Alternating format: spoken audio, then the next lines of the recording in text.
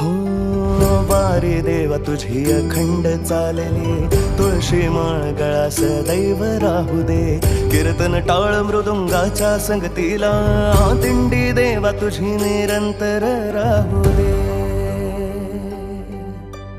जिथं तिथं देवा तुझं रूप पाहतोया, अभंगात नाम घेत टाळ वाजतोया, माऊलीच्या ध्यानामध्ये मन रंगून गेला, आषाढीच्या वारीमध्ये देह दंगाला।